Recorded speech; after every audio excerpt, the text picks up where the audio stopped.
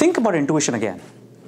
We said earlier that you could model intuition using regression by an equation that might look like this. Judgment equals to some constant plus B1 times Q1 plus B2 times Q2 and so on and so forth.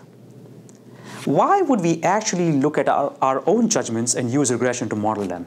There's at least 3 reasons why this can be beneficial. The first is it gives you insight into your own decision-making policy and your own judgment policy. It's almost like opening up your head and figuring out how you make choices and how you make decisions. In particular, if you find yourself in a situation where you say, well, gee, I know I want to choose that, but I'm not quite sure why, this might be a wonderful technique. Looking at the coefficients of the different cues will let you understand what you consider important and conversely what you don't. And perhaps once you have insight into that process, you can then start making changes and corrections to your own judgment policy. Perhaps you thought that you were weighing price to a great degree in your decisions, but the data tells you that you don't. So simply looking at your own equation gives you A, better insight, and B, avenues for improving the quality of your decision making.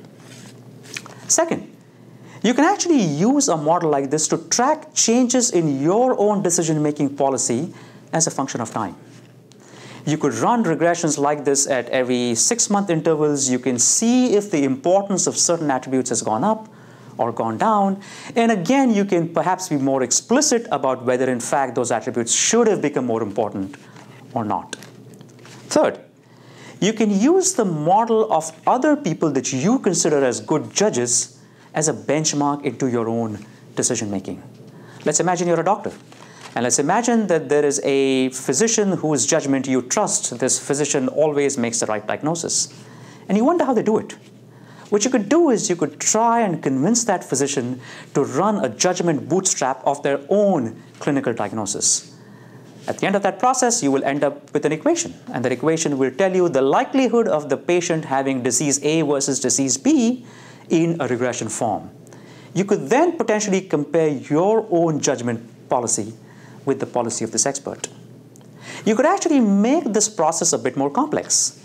Let's imagine that you have 2 or 3 experts, one who is an expert in domain A, a second one in domain B, a third one in domain C. So let's say Dr. A is great at making judgments about children's illnesses, Dr. B at neurological problems, Dr. C at cardiac problems.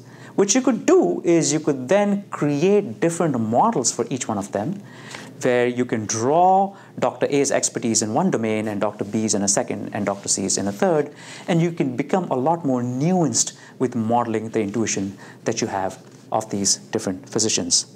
So in sum, decision analysis is interesting because it not only lets you understand your own decision-making process, but it also lets you benchmark and improve that process with time. And as we look in week 5 and week 6 of this course, we'll actually look at some very specific ways in which you could use this insight in improving your own decision-making.